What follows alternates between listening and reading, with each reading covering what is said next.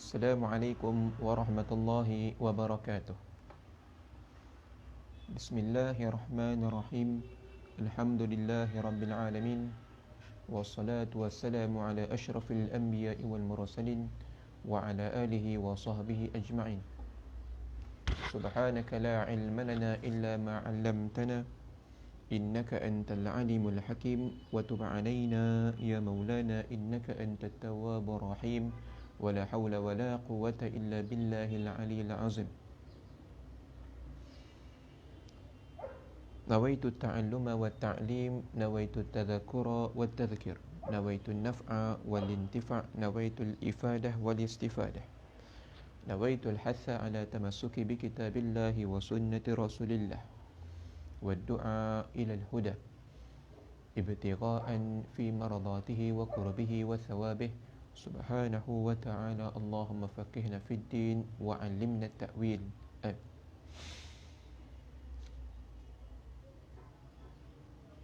Baik, sekejap.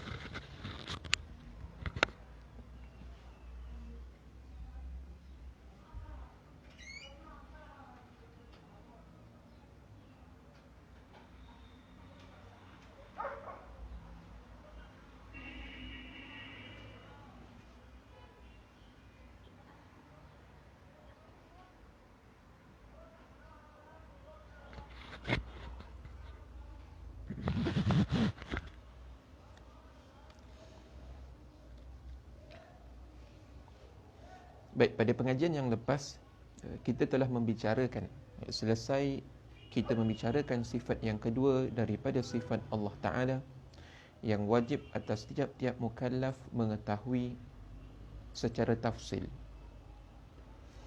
Kemudian Tuan Musannif, ayah dia sekam rahimahullahu ta'ala, ingin melanjutkan perbicaraannya kepada sifat yang seterusnya, iaitu sifat yang ketiga, iaitu baqa.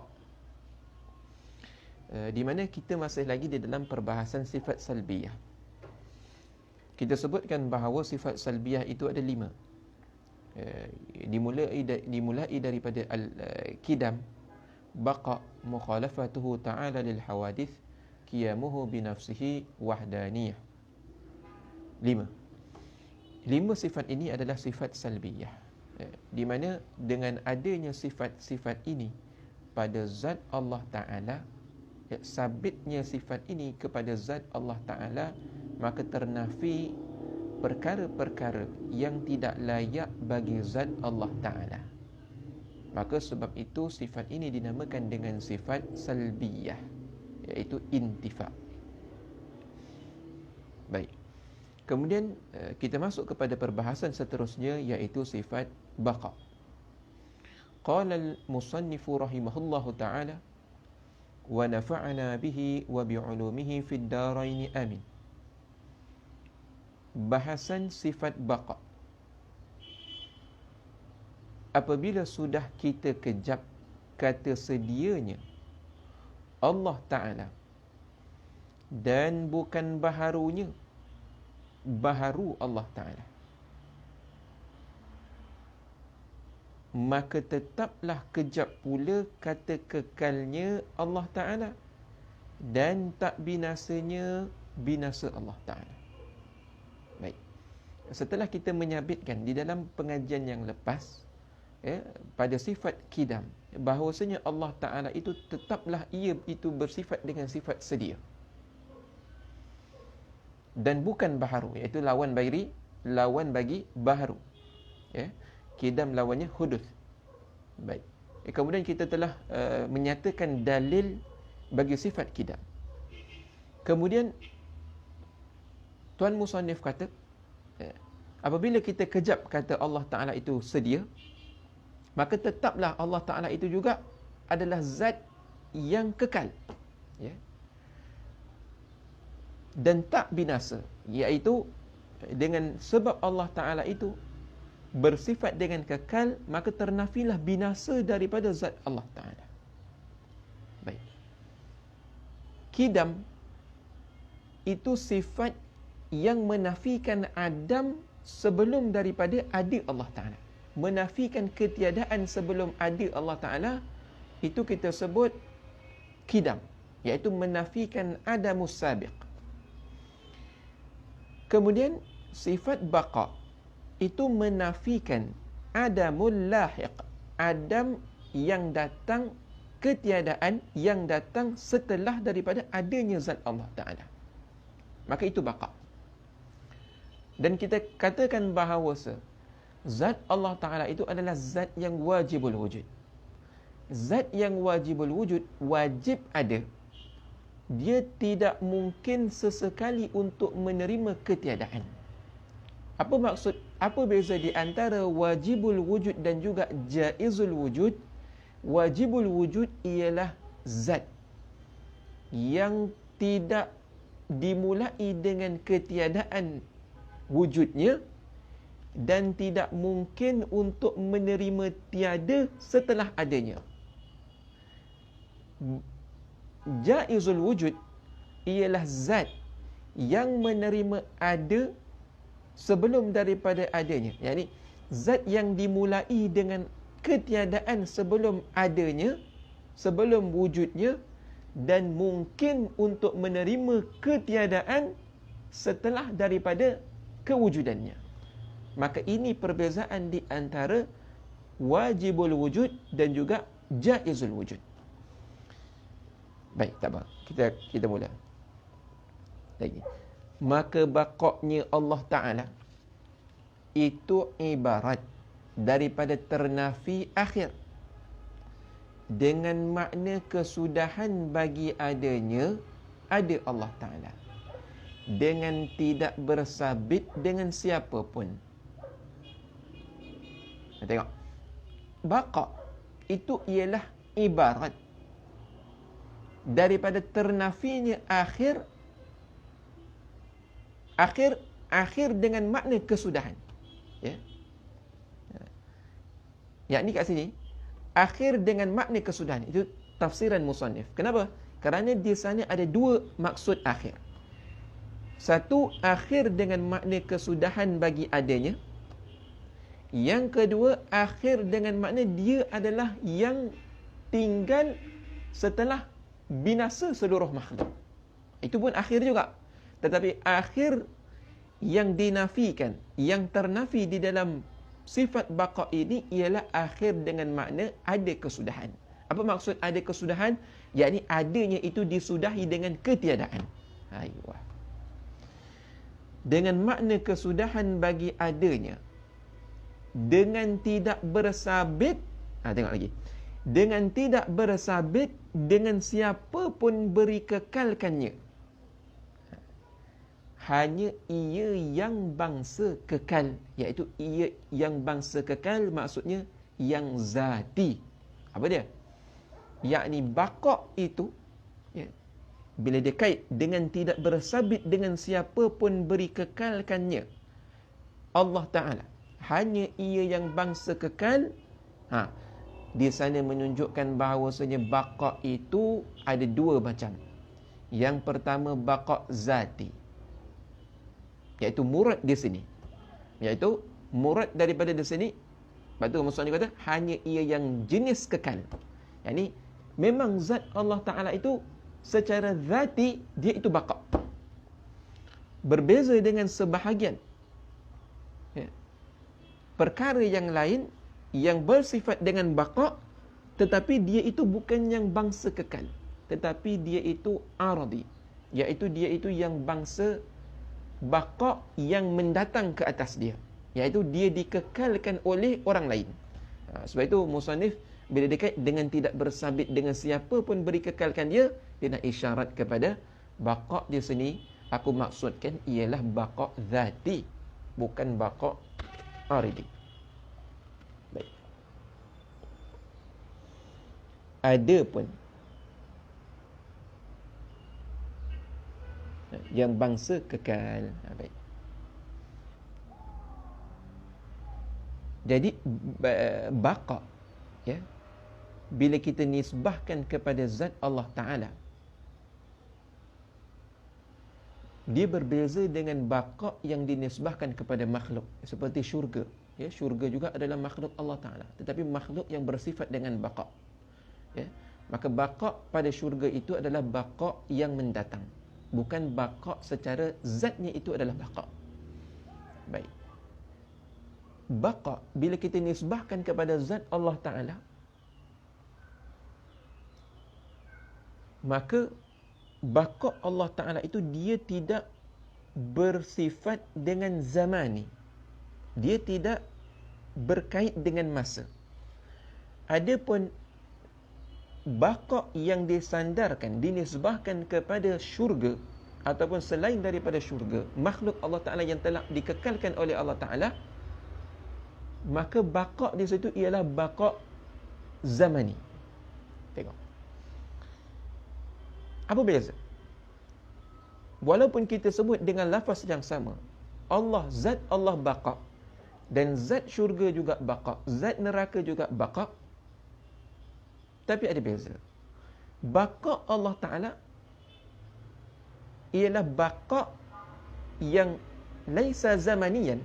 Dia itu bukan yang bangsa zamani,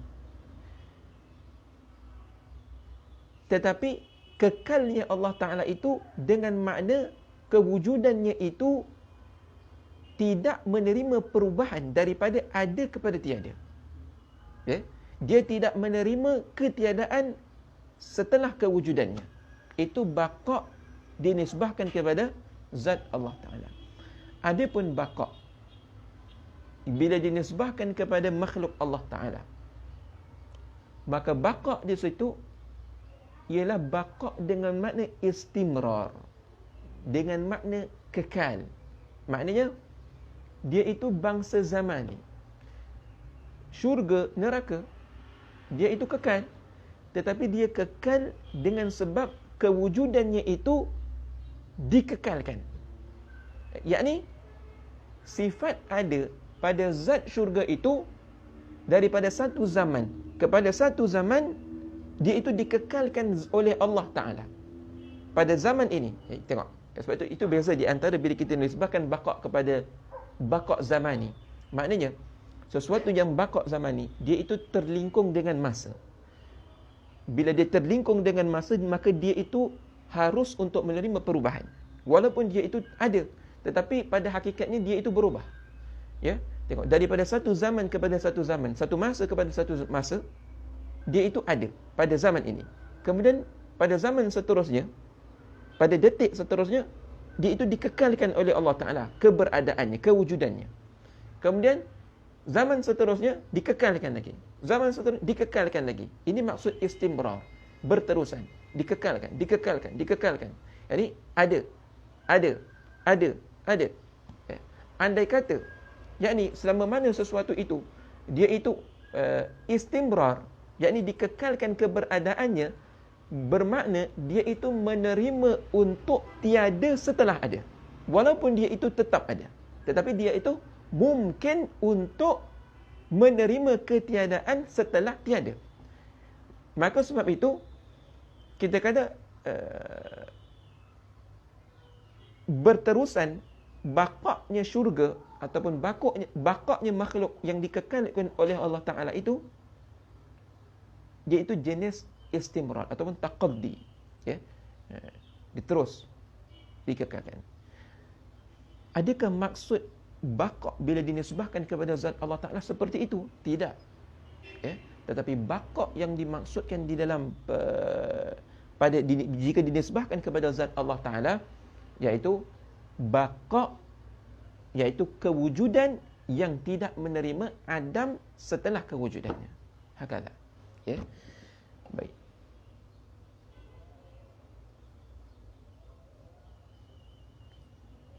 Ada pun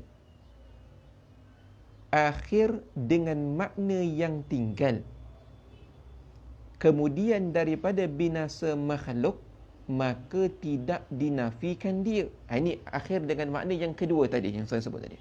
Okay?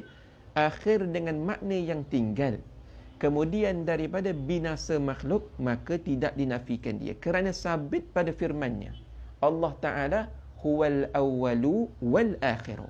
Ini dalil, ya, bahawasanya kita menyabitkan keberadaan, kewujudan Allah Ta'ala itu yang mana Allah Ta'ala itu, dia itu ada setelah binasanya seluruh makhluk, maka kita kata zat Allah adalah zat yang terakhir, ada setelah binasa seluruh makhluk, maka akhir di situ wajib sabit.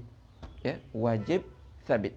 Kerana firman Allah Ta'ala huwal awwalu wal akhiru. Baik.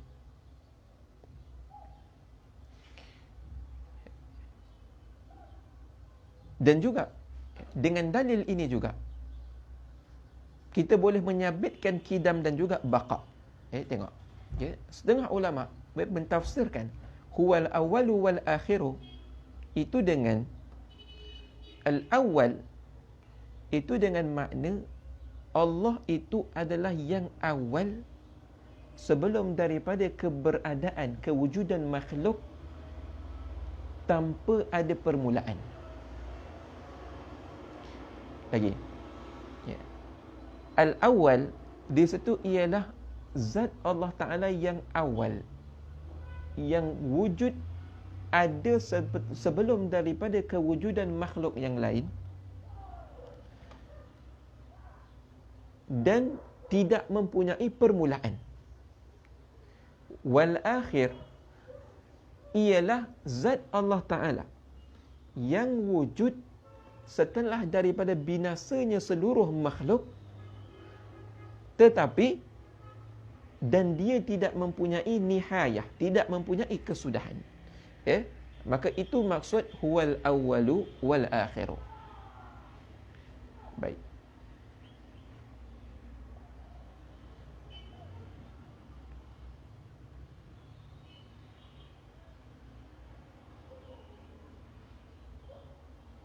Baik. Jalanan dan percaman. Kata Tuhan kekal itu ialah kita fikir. Bismillah.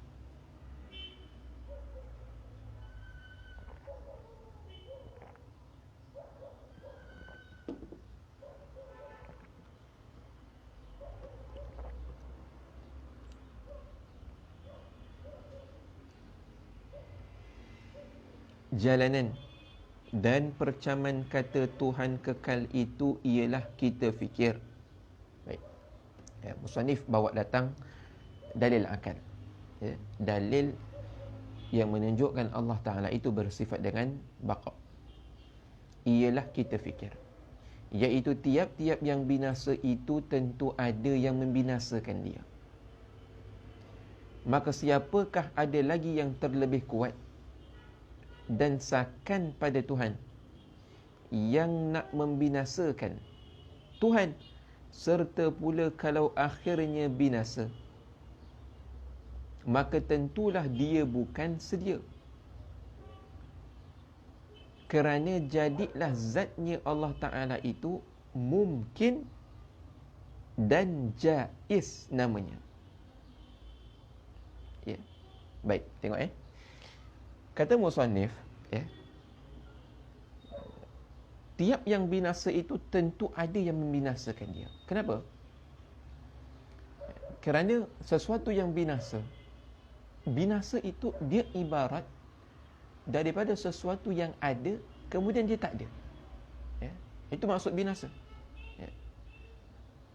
Kalau dia ada dan dia terus ada, maka itu tak dinamakan dengan binasa. Kalau sesuatu itu daripada tiada kepada ada, itu tak dinamakan dengan binasa.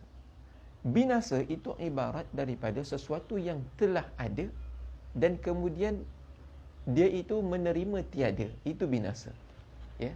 Jadi wujud dan juga adam, sesuatu yang binasa itu ialah sesuatu yang menerima wujud dan menerima adam, menerima ada dan menerima tiada. Sesuatu yang menerima ada dan menerima tiada, maka akal kita akan mengatakan sesuatu itu dia itu menerima perubahan. Menerima perubahan. Kerana sekira-kira dia itu boleh diihtimalkan ada dan boleh diihtimalkan ketiadaannya. Sebelum daripada dia ada, setelah dia ada, kemudian pada zaman seterusnya, adakah dia itu akan terus ada atau dia itu akan hilang? Yakni dia itu menerima tiada. Itu ihtimal pada akal. Maka sesuatu yang selama mana dia itu boleh diihtimalkan ada dan tiadanya, boleh ditanggungan ada dan ketiadaannya, maka sesuatu itu adalah jaizul wujud. Dia itu bukan wajibul wujud. Dan sesuatu yang menerima ada dan tiada, kita kata dia itu jaizul wujud. Bila mana dia itu jaizul wujud, dia menerima ada dan menerima tiada, maka dia itu berhajat kepada fa'il, sesuatu yang membuat dia, yang mengubah dia daripada ada kepada tiada. Kalau dia ada ataupun dia tiada dengan sendirinya, maka akan berlakulah at-tarjih biduni murajjih. Maka itu adalah mustahil akal. Berlakunya sesuatu itu berlaku tarjih. Tarjih yakni berat pada salah satu daripada dua pihak tadi, tanpa ada yang memberatkan kepada salah satu dua pihak, maka itu adalah mustahil akal. Bila mustahil akal, maka tertolak, ternafi. Maka sebab itu tak dapat tidak, akal kita akan mengatakan sesuatu yang boleh diihtimalkan wujud dan boleh diihtimalkan adam, tiada, itu dia itu mesti mempunyai fa'il, mempunyai pencipta, pembuat dia. Sekarang yang mencipta atau yang membuat dia itu, adakah baharu ataupun kidam? Maka ini telah kita bahaskan di dalam perbahasan sifat kidam. Dah lepas pada perbahasan sifat kidam, maka dia akan menghasilkan kepada daur dan juga tasalsul, yang mana daur dan tasalsul itu telah kita nyatakan bahawa kedua-duanya adalah mustahil akal. Baik.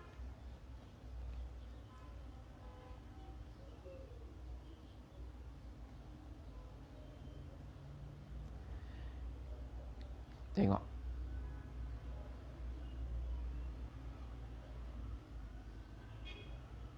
Serta pula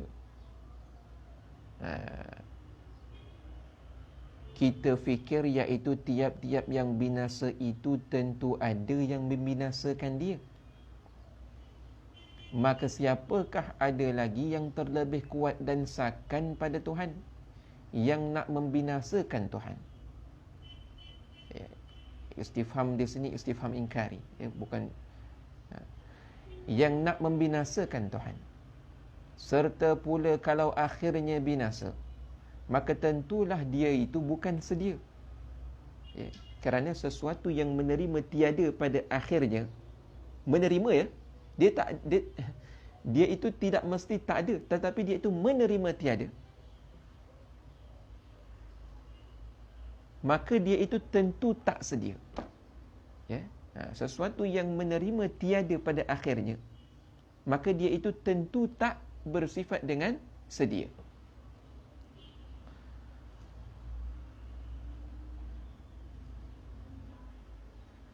Sebab itu bila kita dah sabitkan pada tajuk yang lepas, pada perbahasan sifat kidam, dalam kaedah yang besar menyebut bahawa kullu ma thabata kidamuhu istahala adamuhu, setiap yang sabit kidamnya, maka itu mustahil untuk menerima adam.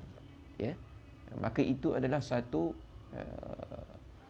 waktu dalil di dalam sifat kidam itu sangat penting.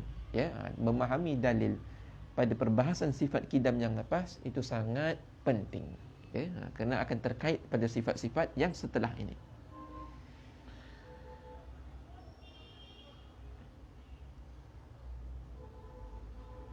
Maka siapakah ada lagi yang terlebih kuat dan sakan pada Tuhan yang nak membinasakan Tuhan serta pula kalau akhirnya binasa? Jadi kalau Allah Ta'ala itu menerima ketiadaan, maka tentulah dia bukan sedia.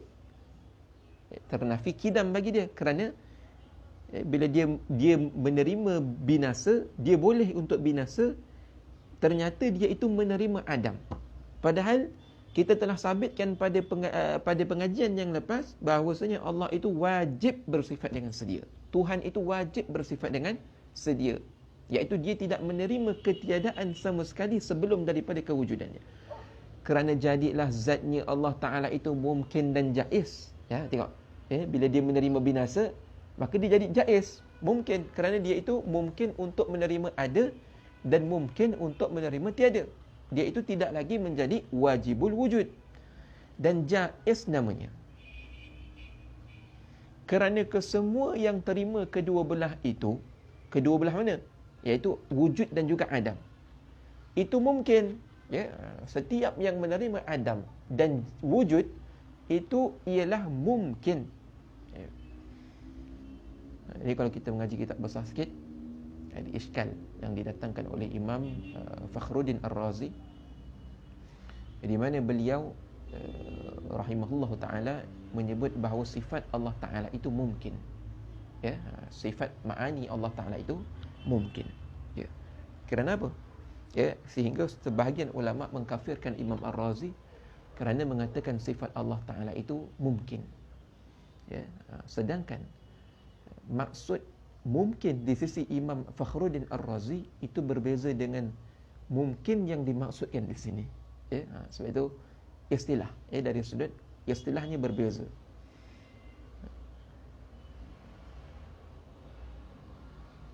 Yang kedua belah itu mungkin dan jaiz. Maka kesemua mungkin itu tentu baharu adanya. Ya, setiap yang mungkin itu tentu baharu adanya. Kerana apa? Kerana mungkin itu, ya, dia itu adalah zat yang menerima tiada. Bila dia itu zat yang menerima tiada, asalnya tiada, kemudian dia itu ada, maka di sana pasti ada yang mengadakan dia.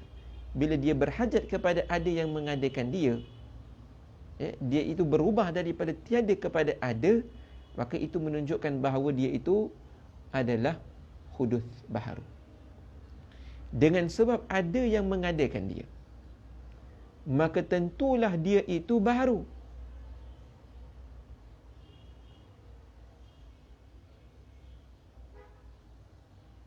Maka tentulah dia itu baharu. Maka tetaplah bahung. Ya, maka tentulah. Bila mana kita kata Allah Ta'ala itu mungkin, maka dia akan membawa kepada Allah Ta'ala itu baharu. Bila Allah Ta'ala itu baharu, maka bohong. Kenapa? Dusta. Kenapa? Kerana kita sabit pada pengajian yang lalu, kita telah menyabitkan Allah Ta'ala itu tidak baharu, tetapi Allah Ta'ala itu kidam.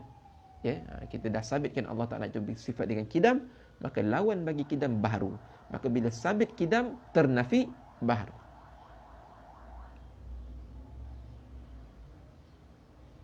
Maka tetaplah bahung seperti yang terdahulu kenyataannya pada dalil kidam, iaitu terbatalnya daur dan juga tasalsul. Kemudian jika kita buat kata apa, yakni kita fardu takdir, ya, kita buat andaian binasa ia dengan sebab dia sendiri membinasakan dia. Ini kita buat fardu takdir saja.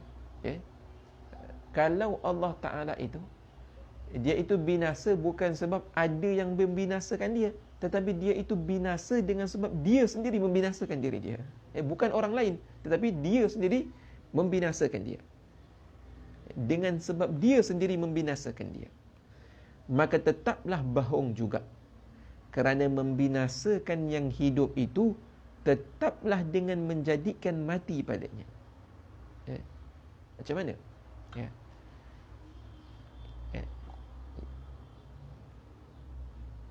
Kalau kita fardu takdir, Allah mematikan dirinya, Allah membinasakan zatnya yang wujud. Bermakna seolah-olah di sana Allah menciptakan sifat mati kepada zatnya. Ya. Maka menciptakan sifat mati kepada zat Allah Ta'ala sehingga binasanya zat Allah Ta'ala dengan sebab mati tadi, sifat mati tadi, maka itu dia akan membawa kepada apa? Kepada Tuhan menjadikan sesuatu yang lebih kuat daripada zatnya sendiri. Itu dia. Jadi katanya, kerana membinasakan yang hidup itu tetaplah dengan menjadikan mati padanya, pada zatnya, dengan dalil firman-Nya allazi khalaqal mauta wal hayata, yakni Tuhan yang menjadikan mati dan hidup. Ya, Allah yang menjadikan mati dan hidup. Ya, mati dan hidup ni dia ini sifat ma'ani, sifat yang ada pada zat. Ya, jadi suatu zat ketika mana dia hidup, dia itu hidup dengan sebab dia ada sifat penghidup. Ya. Kemudian bila Allah menciptakan sifat mati dan diletakkan pada seseorang dan dibuang sifat hidup itu, maka matilah seseorang itu, binasa dia.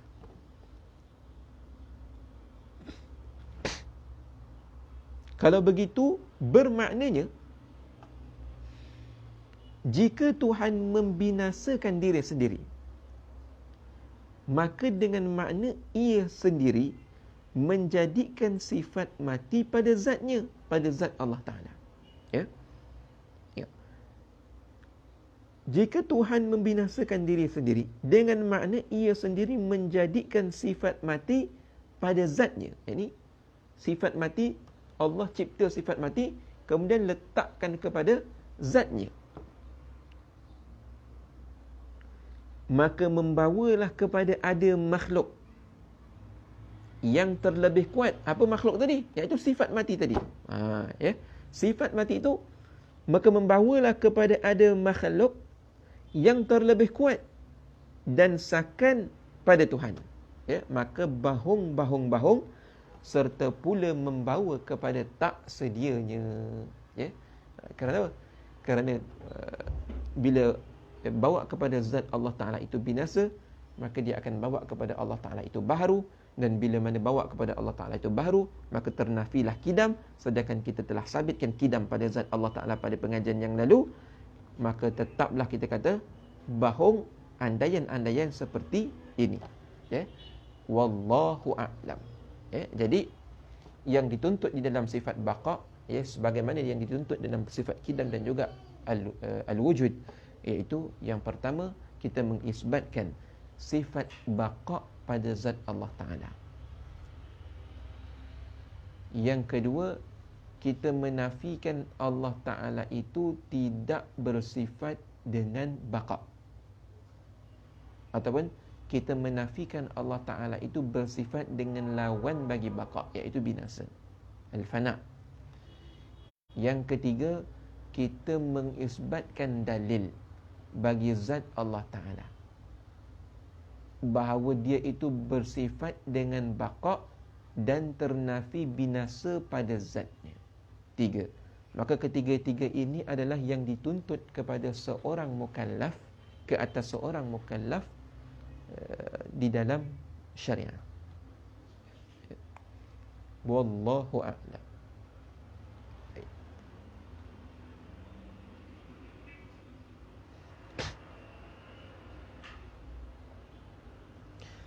Bahasan sifat mukhalafatuhu ta'ala lil hawadith. Ya.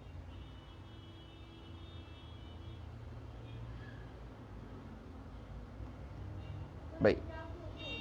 Seterusnya, Tuan Musannif rahimahullah ta'ala masuk kepada perbahasan yang ketiga daripada sifat salbiyah, dan sifat yang keempat daripada sifat Allah Ta'ala. Dibilang daripada wujud, kidam, baqa, mukhalafatuhu ta'ala lil hawadith.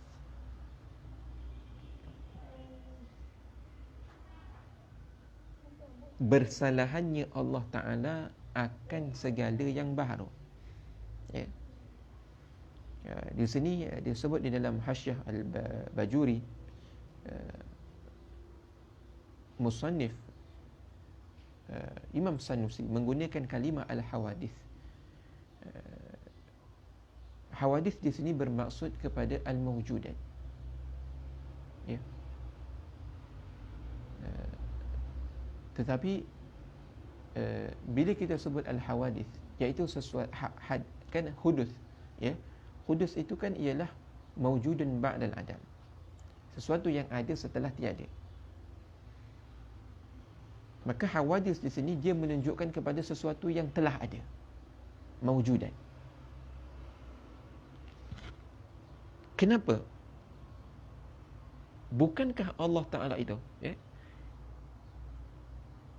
dia itu bersalahan dengan sekalian makhluk, sama ada makhluk itu ada ataupun tiada, ya.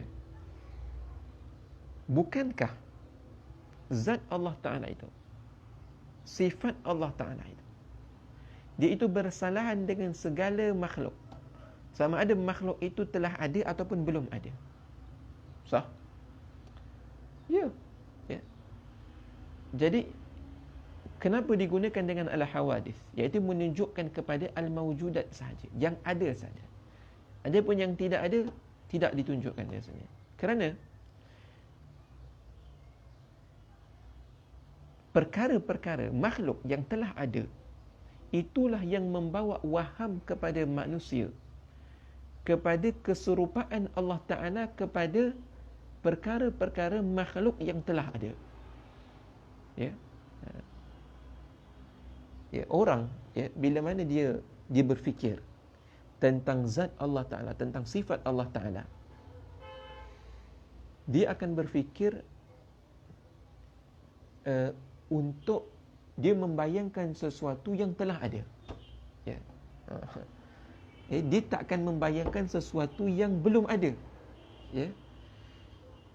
Jadi apa? Orang bila dia nampak, kita tengok orang Buddha, Hindu, ya, mereka itu dia mencipta Tuhan dia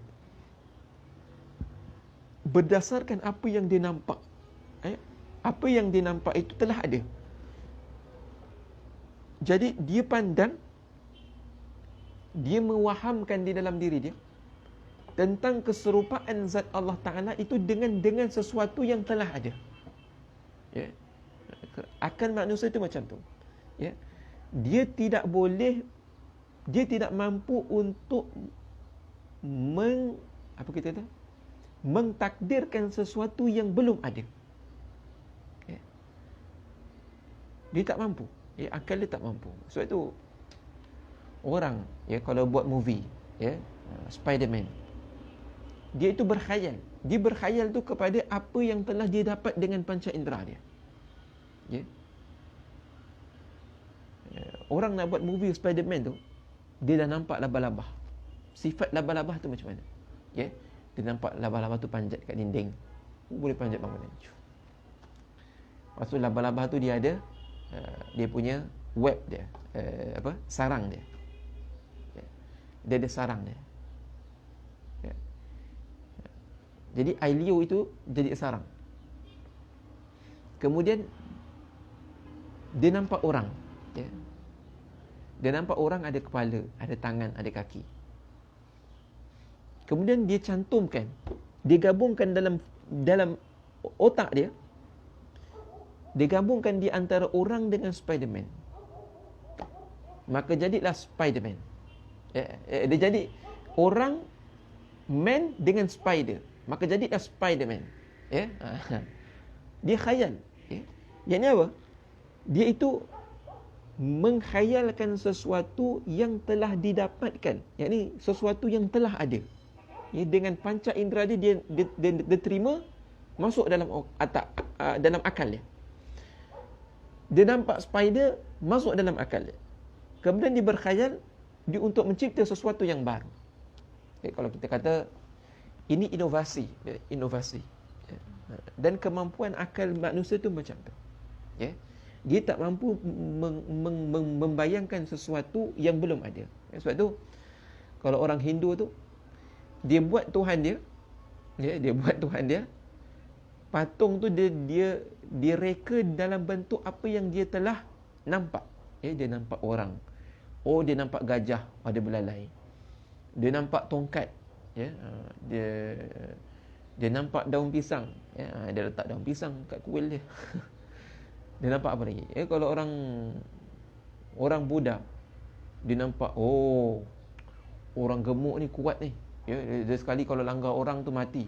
Jadi dia buat Tuhan dia gemuk, bulat perut dia. Lepas tu nak nampak ganas, dia buat dia punya Buddha tokong tu macam ni misai dia. Lepas tu nak nampak ganas lagi, sebab ni Tuhan ni, dia nak kata ni Tuhan. Dia buat botak, skinhead punya rambut. Dia nak nampak kuat, kerana ni Tuhan ni. Begitulah manusia. Jadi sebab itu memang kita tak nafikan bahawasanya zat Allah Ta'ala itu dia bersalahan dengan makhluk, sama ada makhluk yang ada ataupun yang belum ada. Tetapi yang banyak mendatangkan waham kepada manusia itu adalah perkara-perkara yang telah ada.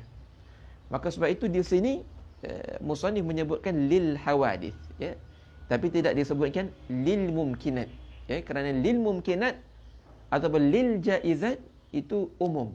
Dia menunjukkan kepada sesuatu yang menerima ada, menerima tiada.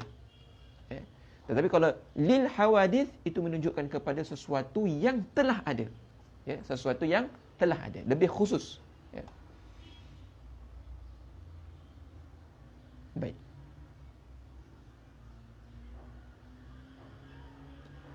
Apabila sudah kita kejap ada Tuhan dan sedianya dan kekalnya, maka wajib juga di atas kita i'tiqad kata Tuhan kita dan sifat-sifatnya itu bukannya arad, yakni benda yang bangsa adanya. Baik. Di sini, dalam sifat mukhalafatuhu ta'ala lil hawadis, sifat ini, dengan sifat ini maka ternafilah segala lazim daripada beberapa lawazim yang berkait dengan jirim, yang berkait dengan arad, atau apa sahaja, seperti gerak, diam, tinggi, lebar, gemuk, kurus, hitam, putih, manis, pahit, bulat, panjang. Segala lawazim yang berkait dengan jirim dan arad maka ternafi di dalam pengisbatan sifat ini.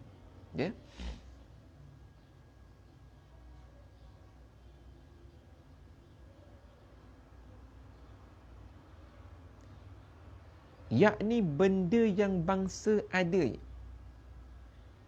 dengan jalan lekat dan berjelera pada jirim, itu arad. Sesuatu yang ada dengan dia itu melekat, dia itu berdiri, berjelera kepada jirim. Dia tak boleh berdiri sendiri, arad. Arad kalau dia keluar daripada zat, maka dia binasa. Dia kalau dia keluar daripada zat, maka dia binasa.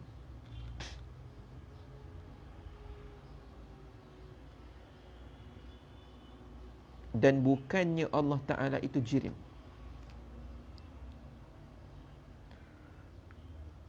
Yakni benda yang turus. Turus ni apa? Ketul. Dia bukan jenis benda yang jirim, yang bangsa mesti nak ke tempat kosong. Yang mana jirim ini dia adalah suatu yang berhajat kepada tempat. Dia ada dan dia berdiri sendiri dan dia berhajat kepada tempat kosong.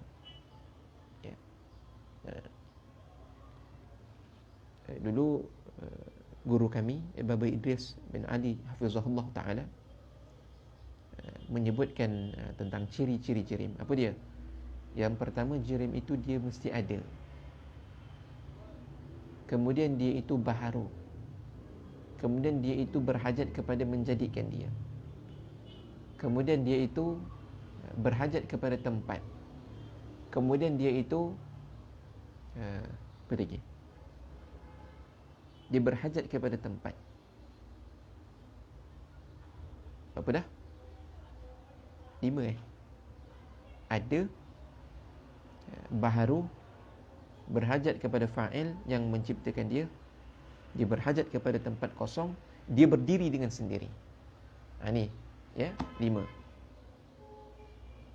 Yang keenam, dia itu sama ada dia itu menerima belah bahagi ataupun tidak menerima belah bahagi. 6 ciri ini adalah ciri bagi jirim. Maka zat Allah bukan seperti ini. Zat Allah Ta'ala bukan seperti ini. Dia tidak bertempat. Dia tidak berhajat kepada fa'il yang menciptakan dia. Dia bukan baharu. Dia tidak boleh menerima belah bahagi kerana dia bukan jirim.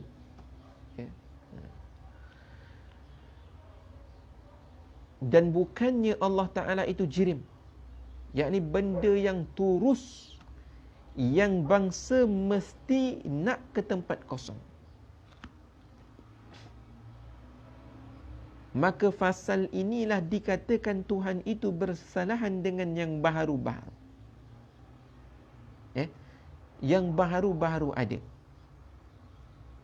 Kerana kesemua yang baharu-baharu ada itu arat jirim belaka. Setiap yang baharu itu arat jirim. Dan jirim dia tidak akan kosong daripada arat. Jirim dia tidak akan kosong sama sekali daripada arat. Dan bila mana zat itu baharu, maka sifatnya itu juga baharu. Sifat yang baharu dia tidak akan menempel kepada zat yang qadim sama sekali. Jadi sebab itu, macam mana kita tahu sesuatu itu baharu? Zat ini baharu. Kita kata zat kipas itu baharu. Zat cawan ini baharu. Mana kita tahu? Pensel ini baharu. Kitab. Kenapa kita kata kitab ini zat yang baharu? Iaitu jirim.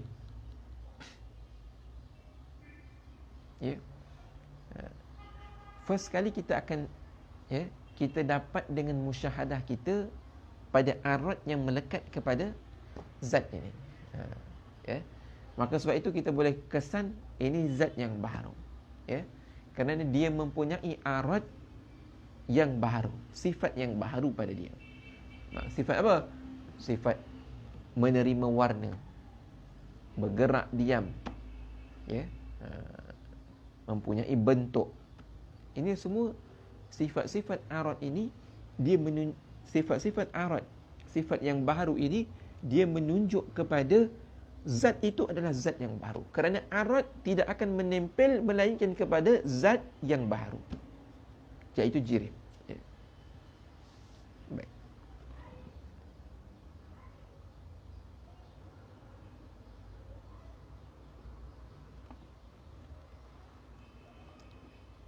Dan Tuhan kita bukan begitu sekali-kali, selama-lamanya, dengan tidak berhajat kepada gu dan adu. Dengan apa-apa, hanya ulama adu itu ialah supaya tertarik pengertian. Kata bukan ianya Allah Ta'ala itu bukannya jirim jua. Ini saya ingat kita sambung pada pengajian akan datang. Kita masuk kepada perbahasan sifat mukhalafatuhu ta'ala lil hawadith ini. Kita sambung sehingga kita menghabiskan dalil, dan kalau kita berkesempatan untuk kita masuk kepada qiyamuhu ta'ala binafsih. Baik, sampai situ saja. Wallahu subhanahu wa ta'ala a'lam.